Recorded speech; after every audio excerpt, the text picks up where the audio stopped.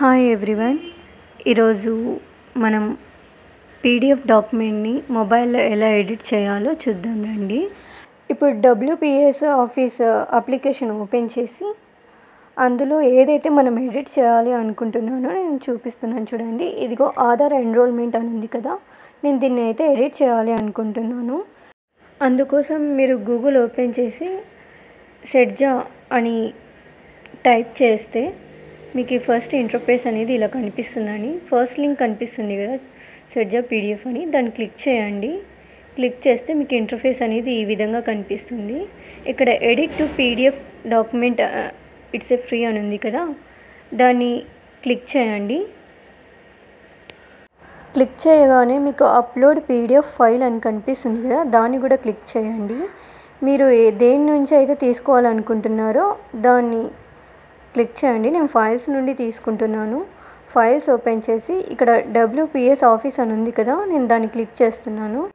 Location select చేసుకొని నేను ఏదైతే ఎడిట్ చేయాలనుకుంటున్నానో ఆ డాక్యుమెంట్ని నేను సెలెక్ట్ చేసుకుంటున్నాను. చూడండి, సెలెక్ట్ చేసిన డాక్యుమెంట్ అనేది ఇలా విజిబుల్ అవుతుంది.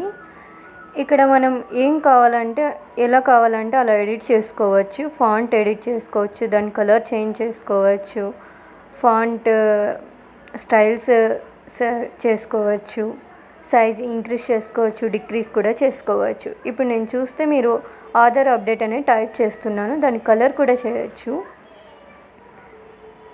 మీ ఎడిట్ మొత్తం అయిపోయాక అప్లై చేంజెస్ అని క్లిక్ చేయండి. ఇప్పుడు క్వశ్చన్ అడుగుతుంది కదా, కీప్ ఆర్ రిమూవ్ అని, కీప్ చేయండి. చేస్తే మీకు ఇలా లోడ్ అవుతుంది.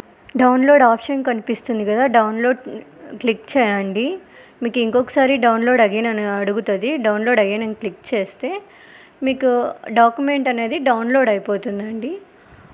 నాకు స్క్రీన్ మీద డౌన్లోడ్ అయినట్టు కనిపించింది. నేను క్లిక్ చేయగానే ఇది డబ్ల్యూపీఎస్ ఆఫీస్లోకి వెళ్ళి కనిపిస్తుంది చూడండి. ఆల్రెడీ మనం ఎడిట్ చేసింది, ఇందాక మనం ఏదైతే ఎడిట్ చేసామో దాంతో సహా కనిపిస్తుందండి. అంతే అండి. మీకు ఈ వీడియో యూస్ఫుల్ అయితే ప్లీజ్ షేర్ చేయండి, లైక్ చేయండి.